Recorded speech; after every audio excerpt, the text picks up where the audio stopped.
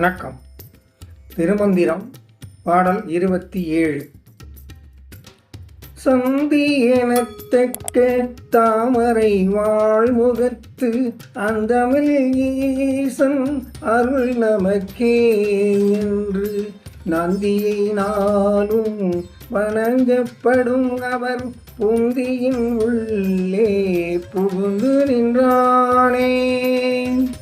இந்த பாடலில் என்ன சொல்கிறாருன்னா, முதல் 2 வரியில் சிவபெருமானை வர்ணிக்கிறார்.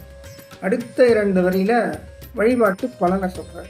சந்தி எனத்தக்க தாமரை வாழ்முகத்து அந்தமில் ஈசன் அருள் நமக்கே என்று. சந்தி என்றால் பகலும் இரவும் கூடும் நேரம்.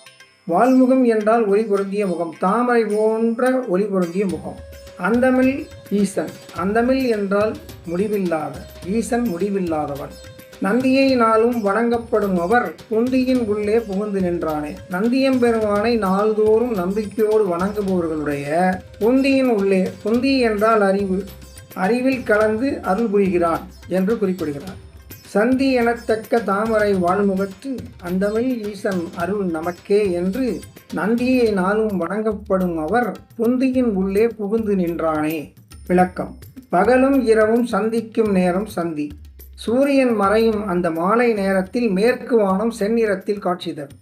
அந்த சிவந்த நிறத்தை கொண்ட தாமரை மலர் போன்ற ஒளி பொருந்திய திருமுகத்தை உடைய முடிவில்லாதவன் எம்பெருமான் ஈசன். அவன் அருள் நமக்கே என்று நம்பிக்கையோடு நந்தியம்பெருமானை நாள்தோறும் வணங்குபவர்களுடைய அறிவில் கலந்து அருள் புரிகிறான் என்று திருமூலர் பாடுகின்றார். பாடல் 28.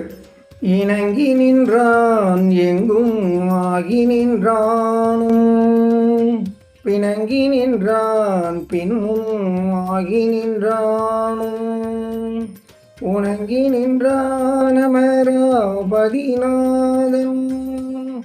வணங்கி நின்றார்க்கே வழி துணையாமே. இந்த பாடலோட பொருள்: சிவபெருமான் எங்கும் வியாபித்திருக்கிறான். அவன் உடன்படும் தன்மையும் மாறுபடும் தன்மையும் ஒரு சேர கொண்டவன். தேவேந்திரனுக்கு தலைவனான அவன் தனக்கென ஒரு செயலும் இல்லாதவன். தன்னை வழிபடுவோருக்கு ஈடேறுவதற்கான வழியை காட்டி துணை வரவும் செய்வான் என்று குறிப்பிடுகின்றார். இணங்கி நின்றான் எங்கும் ஆகி நின்றானும், பிணங்கி நின்றான் பின்முன் ஆகி நின்றானும், உணங்கி நின்றான் அமராபதிநாதன், வணங்கி நின்றார்க்கே வழித்துணையாமே. விளக்கம்: இறைவன் எல்லாவற்றோடும் இணைந்து பொருந்தியிருப்பவன், எங்கும் நீக்கமர நிறைந்திருப்பவன். அவன் அருளை உணராதவர்களுக்கு மாறுபட்டவனாக, உணர முடியாதவனாக கூட இருப்பான். உலகத் தோற்றத்துக்கு பின்னும் முன்னும் கூட தான் அழியாது தனித்தலைமைபதியாக திகழ்வான். மறைந்து இருக்கும் அவன் தேவர் தலைவன், தேவேந்திரனுக்கு தலைவனாவான். அவனை வணங்கி துதிப்பவர்களுக்கு வழித்துணையாக என்றும் இருப்பான் என்று திருமூலர் பாடுகின்றார். நன்றி.